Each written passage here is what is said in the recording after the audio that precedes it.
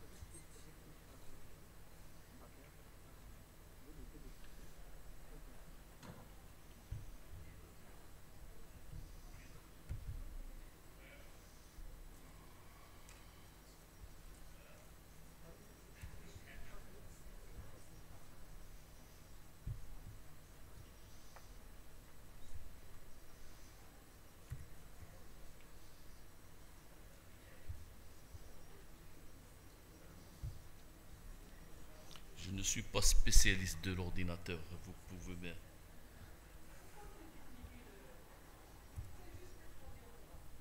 Comment vous... Comment Non, il ne faut pas dupliquer. L'intérêt dupliquer, dire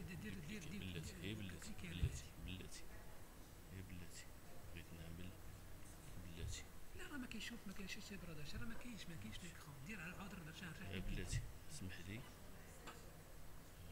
صافي. لا فوالا.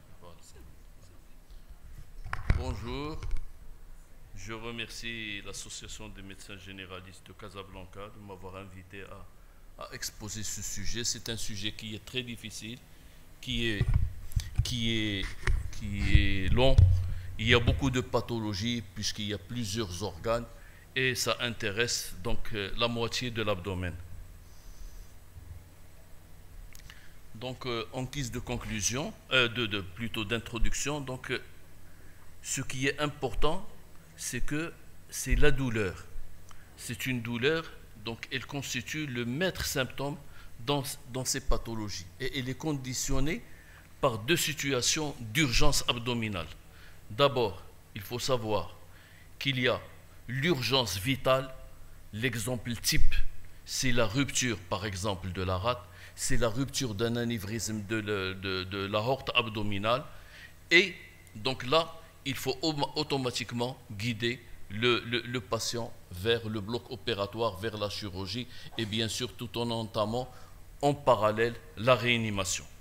Et la deuxième éventualité qui est la plus courante, celle qui nous intéresse, c'est qu'il n'y a pas d'urgence vitale dans l'immédiat, donc on aura le temps d'examiner correctement le patient et d'entamer des examens paracliniques à ces patients. Et il y a aussi deux situations dans cet hémi-abdomen. Donc, il y a la pathologie traumatique, il y a la pathologie non traumatique évolutive d'une maladie préexistante qui se complique. D'où les investigations qu'on demandera par la suite. Voilà ce qui nous intéresse, donc la moitié de l'abdomen, c'est-à-dire, je vais essayer donc la moitié gauche de l'épigastre, la moitié gauche de la région périombilicale, l'hypogastre, l'hypochondre gauche, le flanc gauche, la fosse iliaque gauche et surtout, ne pas oublier, puisque l'abdomen en entier, les fosses lombaires, la fosse lombaire gauche. Donc il ne faut pas l'oublier. Et il n'y a pas seulement que le contenant, il y a aussi le contenu, il y a aussi le contenant, c'est-à-dire la paroi. la paroi, elle est importante dans les traumatismes, dans les contusions. Est-ce qu'il y a des ecchymoses? Est-ce qu'il y a des éraflures? Et les traumatismes ouverts par arme blanche ou rarement arme à feu, donc l'atteinte pariétale. Et le contenu, ce hémi-abdomen gauche, il y a grossièrement, puisqu'il y a plusieurs organes, on va cibler les plus importants, les plus gros, et ce qui nous intéresse, le foie gauche, surtout le lobe gauche. On dit le foie gauche parce qu'il y a le segment, le 4 et le 1. Donc, le lobe gauche, l'estomac, la rate est très importante, le rein gauche, le corps et la queue du pancréas, le côlon gauche, depuis la moitié, donc la moitié du transverse, l'angle colique, le descendant, et le sigmoïde, bien sûr, et la partie terminale, la partie gauche du grêle, les organes génitaux internes. Donc, pour entamer, cette clinique est très importante, et surtout, il faut étudier de façon précise l'interrogatoire. Et cet interrogatoire, il faut étudier surtout le terrain de ce patient avec tout l'état qu'il peut avoir. Donc, il faut insister sur les antécédents, que ce soit médicaux ou chirurgicaux.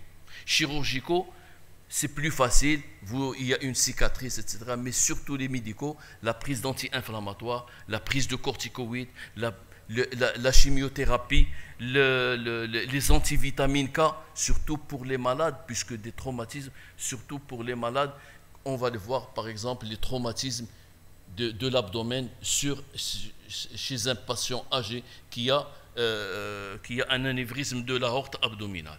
Et puis, relever les signes digestifs avec les modifications de ces signes digestifs. L'arrêt des matières et des gaz, ou c'est seulement la constipation, etc. Et les autres signes extradigestifs, l'hématurie, les métrorragies, etc. Donc, il y a beaucoup d'éléments qui nous intéressent dans cet interrogatoire, et il est capital, que ce soit en traumatologie digestive ou la pathologie évolutive. Et quand il y a une maladie grave de l'abdomen dans la pathologie traumatique, quand elle est grave, et on peut faire le diagnostic et même les premiers soins dans le lieu de l'accident, il faut toujours inscrire quand il y a un médecin, surtout les médecins qui font de l'urgentologie, il faut inscrire, parce qu'une fois à l'hôpital, pour faire la distinction entre l'état initial et l'état où il est admis à l'hôpital, est-ce qu'il y a des complications, bonne évolution ou mauvaise évolution, et à ce moment-là, on peut discuter, soit faire directement envoyer le patient vers le bloc opératoire, ou essayer de faire d'autres investigations paracliniques. Donc, la douleur dans la clinique, elle est très capitale. Il faut voir son installation, son siège, ses irradiations, le maximum de la douleur où elle se situe, et surtout son évolution dans le temps. Est-ce que il y a quelques heures, la douleur s'est estompée, elle a diminué ou non, et aussi la position ontalgique, la prise de médicaments qui ont fait basculer cette douleur vers le bas, ou au contraire, ils l'ont exacerbée. On arrive à l'examen clinique. Il est en fonction du contexte traumatologique ou non. En cas de traumatisme, les premiers soins se font sur le lieu de l'accident, s'il y a un médecin qui a fait la constatation et il a signé ça par écrit, et l'inspection aussi, l'inspection de l'abdomen. Est-ce qu'il y a des marbrures? Par exemple, ces marbrures, ils vont nous orienter vers le siège probable des lésions. Un traumatisme de l'hypochondre gauche, quand il y a des éraflures, donc, et un état hémodynamique qui n'est pas très stable, donc la première des choses, on pense à une lésion splénique. Donc l'examen abdominal à la recherche en cas de la défense, la contracture, donc qui va nous orienter vers un problème de perforation d'un organe creux. L'auscultation, il ne faut surtout pas oublier l'auscultation des axes vasculaires, surtout chez les personnes âgées. Il peut y avoir, parce qu'il y a beaucoup de gens qui oublient, le problème d'anévrisme de l'aorte abdominale et parfois même des vaisseaux iliaques gauche, puisqu'on parle du côté gauche, chez les patients athéromateux. Bien sûr, les touchés pelviens permettent d'asseoir le diagnostic clinique et d'orienter les examens paracliniques, par exemple la grossesse extra-utérine rompue, parce qu'on ne va parler que, par exemple, la grossesse extra-utérine rompue, parce que c'est un état qui est assez grave.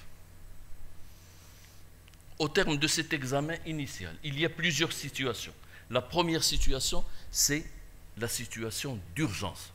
Là, tout en entamant la réanimation sur place, le ramassage, le transport vers un milieu hospitalier, il faut toujours inscrire, c'est très important, il faut inscrire pour voir l'évolution de ces patients. Quand la deuxième, les autres éventualités, les hémorragies, le choc septique, le syndrome péritonéal, etc. Donc on a plus de temps parce que le pronostic vital immédiat n'est pas mis en jeu.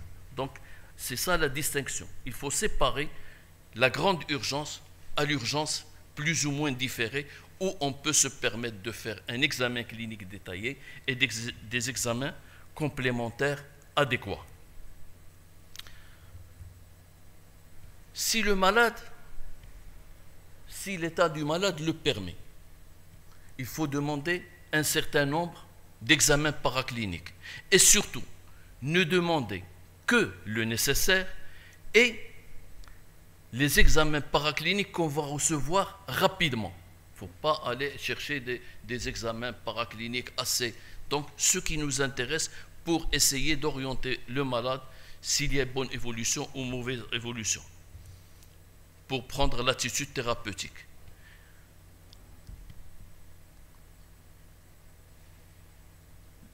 Donc le deuxième examen paraclinique, c'est l'échographie abdominale. Ici, il y a elle a un rôle diagnostique important. Il permet de voir énormément de choses, tout en sachant qu'en traumatologie digestive, l'échographie, professeur Kseye certainement ne va pas me contredire, c'est que la douleur abdominale et l'iléus digestif diminuent la valeur de cet examen parce que le malade ne va pas laisser le médecin pour faire cette échographie.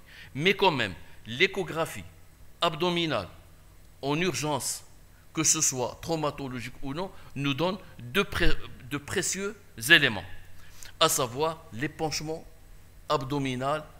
Tout épanchement, c'est très important, tout épanchement intra-abdominal chez un sujet traumatisé, il faut le considérer comme un hémopéritoine. Bien sûr, je ne rentre pas dans les détails, un malade cirrhotique, mais en traumatologie, un traumatisme de l'abdomen, une contusion de l'abdomen, il faut considérer le malade, il a un hémopéritoine si vous trouvez à l'échographie un épanchement. Et même à l'échographie, on peut quantifier la quantité de l'hémorragie intrapéritonéale par le secteur sous-phrénique gauche, préhépatique, les gouttières pariétocoliques droite et gauche, interanse et le pelvis. S'il y a un secteur donc à peu près inférieur à 200 cc, deux secteurs inférieurs à 500 cc, donc moyenne, l'autre petite moyenne, supérieure à 3 secteurs, c'est une grande quantité. Bien sûr, cela avec l'examen clinique, est-ce que l'état général est bon, etc.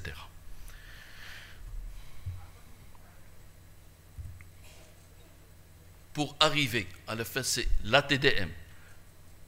Dans la pathologie digestive, que ce soit traumatologique ou non traumatologique, l'ATDM reste incontournable, surtout en traumatologie, mais même pour les deux, mais c'est surtout en traumatologie où elle reste un examen capital qui nous donne énormément de renseignements. On passe maintenant aux étiologies. On va scinder le sujet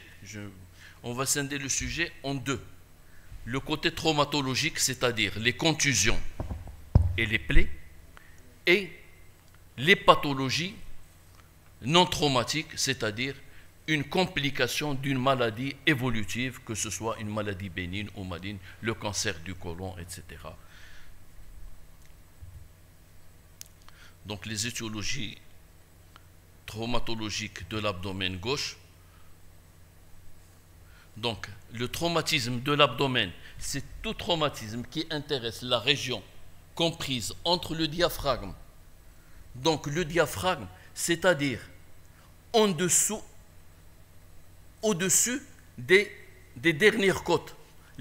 Parce que le diaphragme, il passe environ vers le 5e espace intercostal. Par exemple, un coup de couteau ou un traumatisme des dernières côtes gauches va entraîner des lésions, en particulier des lésions de la rate. Donc, ce saignement, les contusions, c'est un traumatisme fermé.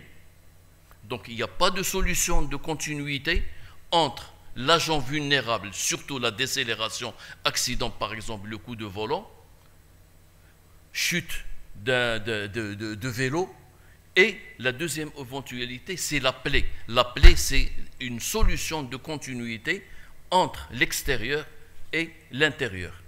Et ces plaies, il y a les plaies non pénétrantes, c'est-à-dire ils n'ont pas dépassé le péritoine pariétal. Et les plaies pénétrantes, c'est là où il y a le plus de problèmes, on le verra par la suite. Les contusions. Le plus souvent, ce sont des accidentés de la voie publique. Il y a deux tableaux. Tableau d'hémorragie interne, le plus souvent, c'est un tableau d'hémorragie interne.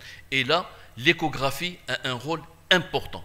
Bien sûr, si l'état local le permet parce qu'il y a des douleurs. Et cette hémorragie peut aller de l'anémie aiguë au choc hémorragique, à l'état de choc. Bien sûr, la deuxième éventualité dans ces contusions, c'est le syndrome péritonéal qui va s'installer en plusieurs heures, et surtout le syndrome infectieux péritonéal, la défense, la contracture en fonction de l'état du patient. Et chaque fois qu'il y a un traumatisme abdominal, il faut faire un bilan corporel à la recherche d'autres lésions. D'abord, la recherche clinique, et puis par les examens complémentaires. Tout traumatisé de l'abdomen ne veut pas dire que c'est un traumatisme isolé.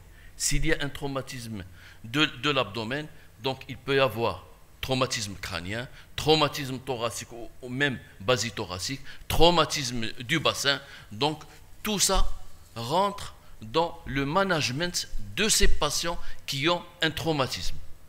Une chute d'un lieu élevé d'échafaudage, accident de la voie publique, et c'est pour terminer que on peut aller jusqu'à faire une TDM s'il y a une stabilité hémodynamique, bien sûr, et on peut aller jusqu'au body scan. Le body scan, c'est le scanner du corps entier, bien sûr. Les membres, c'est en fonction de l'état local de chaque région. Maintenant, on va prendre les organes les plus importants. Les plus importants parce qu'il y a énormément d'organes qui peuvent être touchés. Le traumatisme de la rate. C'est la première cause d'hémorragie chez les contus de l'abdomen. La rate est vulnérable, elle est mobile, contrairement au foie. Par exemple, je ne vais pas citer par la suite le foie, parce que le foie gauche, surtout le lobe gauche, le segment 2 et 3, il est fixé par rapport au plan postérieur, et en général, quand il y a un éclatement du foie gauche, ça veut dire c'est un polytraumatisé, traumatisme grave, donc il y a d'autres atteintes des autres organes. Donc, les signes évocateurs, c'est le point d'impact de l'hypochondre gauche, les ecchymoses, il faut chercher, les éraflures, les ecchymoses de l'air, et les fractures des dernières côtes, ça c'est très facile, même à l'examen clinique, ça, à la palpation, il y a des douleurs importantes et bien sûr les examens paracliniques.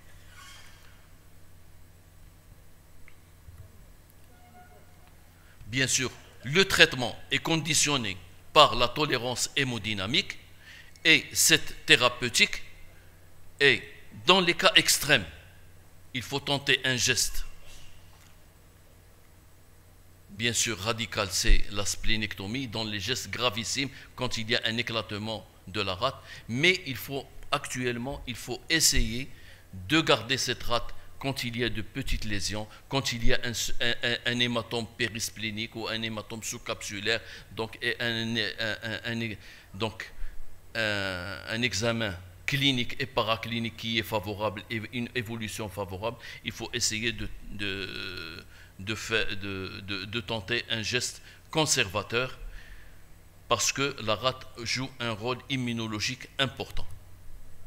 Voilà un hématome sous-capsulaire de la rate avec un hémopéritoine régional. Là, une surveillance stricte de plusieurs jours, clinique, biologique, échographique, scanographique, quand il y a une bonne évolution, et il faut tenter, donc ne pas opérer le malade et la surveillance prime. On passe maintenant au rein gauche. C'est surtout, souvent, parce que c'est un organe qui est postérieur, qui est barré par le péritoine pariétal postérieur. Donc, il n'a pas beaucoup de mobilité. Et donc, rarement, il y a de grandes lésions au niveau du rein gauche et rarement on aura recours à la chirurgie en cas de lésion du rein gauche. Donc, en général, le diagnostic se fait par uroscan et le plus souvent, bien sûr, avec un produit de contraste. Souvent, on le fait par un body scan quand il y a un polytraumatisé. Regardez, par exemple, ça, je vous ai mis le cas gravissime, un éclatement du rein gauche avec un hémopéritoine important partout, en particulier préhépatique, périhépatique à droite. Donc la sanction thérapeutique et chirurgicale. Donc le traumatisme de la queue du pancréas. Même ici, c'est un organe qui est fixe, sauf la partie tout à fait caudale, fixe, rétropéritonéale.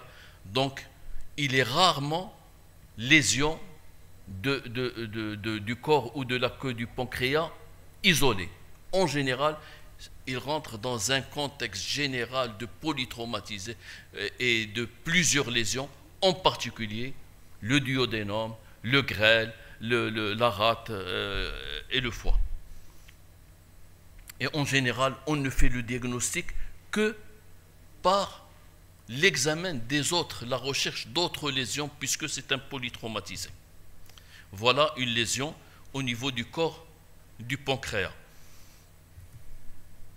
Le traumatisme du diaphragme gauche, elle est rare, et cette lésion peut intéresser cette lésion du diaphragme gauche. Quand il y a une lésion, surtout par décélération pour un traumatisme direct, puisque en intrathoracique, la pression est négative, contrairement à l'abdomen où elle est positive. Quand il y a une ouverture de la brèche diaphragmatique gauche, facilement, ceux qui ont une pression positive rentrent dans le thorax et les premiers organes sont la grosse tubérosité gastrique, la rate, et puis il y a d'autres langues coliques. On a vu même le rein gauche qui a ascensionné. Là, le problème des traumatismes du diaphragme, très souvent, on les découvre plusieurs semaines, plusieurs mois. C'est pour ça l'interrogatoire demandait une chute d'escalier, chute d'un escabeau, pour voir est-ce qu'il y a ces lésions qui peuvent se manifester ultérieurement. Voilà, regardez la poche, donc la grosse tubérosité qui est en intrathoracique, surtout le côté gauche. La rupture des organes creux, bien sûr, est fonction de l'impact. Et en général, il y a le grêle et le côlon. C'est le tableau d'un sepsis, d'un syndrome péritonéal fébrile clinique, et puis le pneumopéritoine. Maintenant, le pneumopéritoine, surtout au scanner qu'on peut le voir. Les traumatismes ouverts de l'abdomen, il faut toujours essayer de voir l'entrée et la sortie éventuelle quand il y a une balle. Mais ça, c'est rare dans notre contexte, surtout les plaies par arme blanche.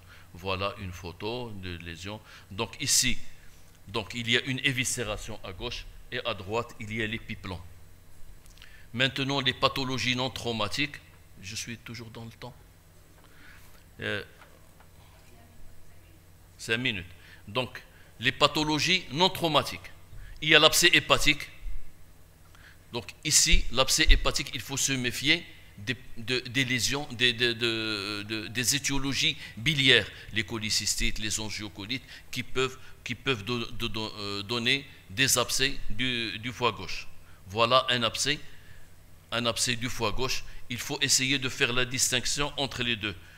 Foie ou gauche, mais normalement maintenant avec des échographes et des échographistes expérimentés, ils peuvent faire la distinction. Voilà aussi un abcès du foie.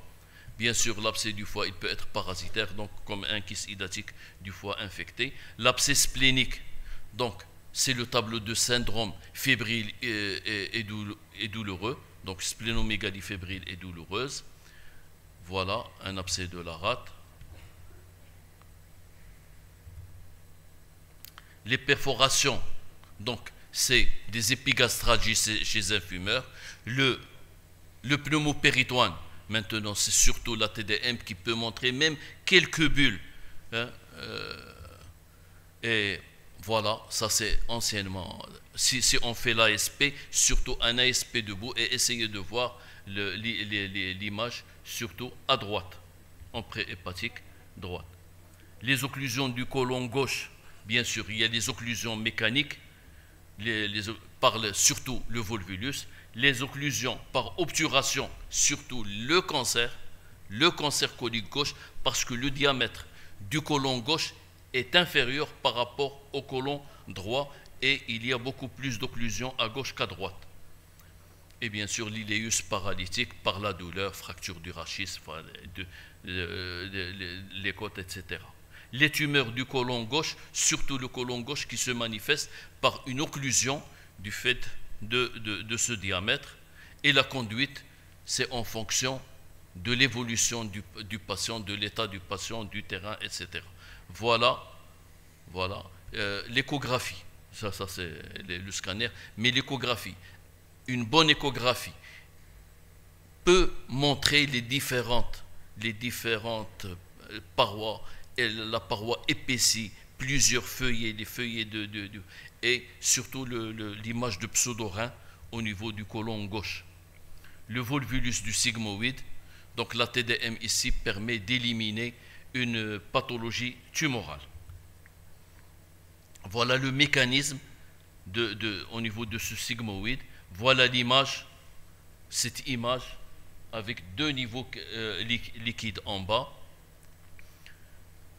Donc on passe maintenant à la maladie diverticulaire qui est souvent asymptomatique, la personne âgée et les complications aiguës. En général, il n'y a pas de chirurgie dans l'immédiat, sauf quand il y a une défense abdominale, etc. Donc, et ici, c'est un cas des cas plus difficiles. On sort du côté digestif, bien sûr, les hernies étranglées, donc hernie douloureuse, irréductible, non impulsive à la toux et qui peut entraîner un syndrome occlusif si elle étrangle des anses grêles. Donc, la grossesse extra-utérine, la célioscopie maintenant, elle permet de faire le diagnostic par l'existence de trophoblastes, de faire l'hémostase et un geste thérapeutique. Il faut essayer d'être conservateur plus que radical si l'état local le permet. La torsion de l'ovaire gauche, c'est une masse pelvienne rétrovésicale kystique à l'échographie qui est hétérogène avec déviation, puisqu'elle se tord, donc elle va attirer l'utérus vers ce côté gauche. Avant la conclusion, je vais mettre donc le traumatisme du foie, on l'a étudié, le focus du pancréas infecté, la maladie de Crohn, l'hémiquie compliquée, les fistules, les abcès, les sténoses, les perforations du grêle, l'appendicite aiguë qui est exceptionnelle dans ma vie, je vais une seule fois, une appendicite à gauche, un jeune de 14 ans, et une cholécystite à gauche chez une femme de la quarantaine, je pense. Voilà, surtout regardez en bas, le focus du pancréas à gauche et à droite quand il y a, par l'évolution, la surveillance échographique, surtout pour le scanner, mais on ne peut pas répéter le scanner une fois par jour ou une fois tous les 2 jours, donc on peut aussi suivre par l'échographie, il y a de la nécrose, et à ce moment-là, faire l'attitude thérapeutique qui est un drainage.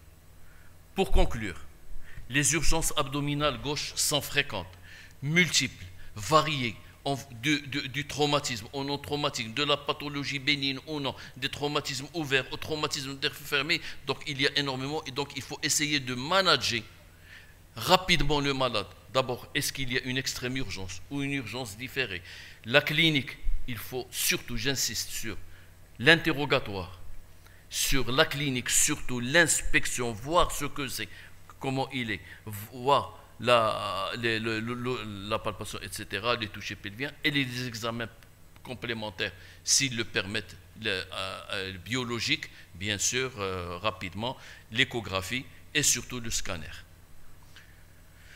Et les examens complémentaires ne doivent pas retarder la sanction thérapeutique. Bien sûr, le tableau urgent, instable, c'est l'état de choc, donc le manager d'une façon particulière, et un tableau moins urgent, donc on a plus de temps, donc il faut faire les explorations, et à ce moment-là, on va prendre la décision. Et enfin, un diagnostic précoce et une prise en charge rapide et adéquate vont améliorer le diagnostic, et je vous remercie.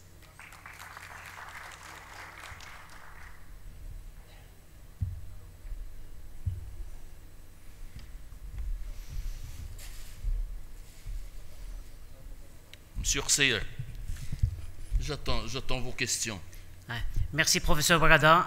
Je vous remercie pour votre exposé très intéressant. Et sans trop tarder, on va passer à une pause café pour reprendre. Nous avons eu un petit retard au début. Merci. Merci beaucoup. Monsieur le Président ne vous a pas laissé le temps de poser. Vous posez les questions à la cafetière. Piège. Effectivement, parce que l'année dernière, ils m'ont donné les douleurs de la fosse iliaque gauche. Puis ils m'ont dit, puisque j'avais le Covid, donc je ne pouvais pas assister, je n'ai pas travaillé la Covid, je ne pouvais pas. Alors, pour me sanctionner, ils m'ont dit le demi-abdomen.